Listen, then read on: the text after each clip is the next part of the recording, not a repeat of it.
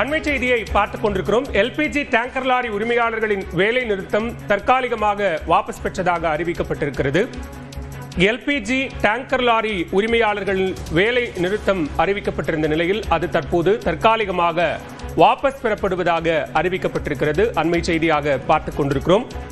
தென்மண்டல tanker lorry உரிமையாளர்கள் சங்கம் இது தொடர்பான அறிவிப்பை வெளியிட்டிருக்கிறது. எல்பிஜி டேங்கர் லாரி உரிமையாளர்களினுடைய வேலை நிறுத்தம் தற்போது தற்காலிகமாக வாபஸ் பெறப்பட்டிருக்கிறது. இது தொடர்பான கூடுதல் விவரங்களோடு இணைகிறார் செய்தியாளர் ரவிக்குமார். ரவி, விவரங்கள்.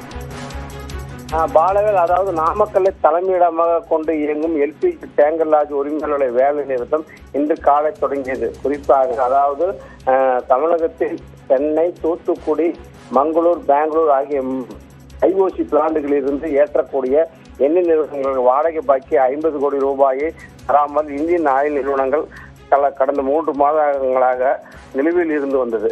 இந்த சூழ்நிலையில் இந்தியன் ஆயில் கார்பரேஷனுடைய எண்ணெய் நிறுவனங்கள் மூலமாக நாமக்கல், அதாவது தென்னிந்திய டேங்கர் லாரி உரிமையாளர் சங்க தலைவர் சுந்தரராஜ் தலைமையில் போன் மூலமாக பேசப்பட்ட தகவலின் அடிப்படையில் இன்று அதாவது வாடகை பாக்கி தொகையாக 50 கோடியிலிருந்து அதாவது 45 கோடி தருவதாக உறுதியளித்து அதற்கான உத்தரவை மெயில் மூலமாக தற்போது நாமக்கல் எல்பிஜி டேங்கர் லாரி உரிமையாளர் சங்கத்துக்கு அனுப்பியிருக்கிறார்கள். அதனால் உத்தரவின் பேரில் அதற்காக நாமக்கலில் உள்ள தென்னிந்திய டேங்கர் லாரி உரிமையாளர் சங்கத்தின் மூலமாக இன்று காலை முதல் 2000 லாரிகள் நிறுத்தப்பட்டிருந்தன.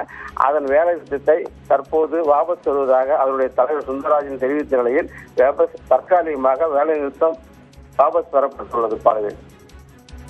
விவரங்களுக்கு நன்றி ரவிக்குமார்.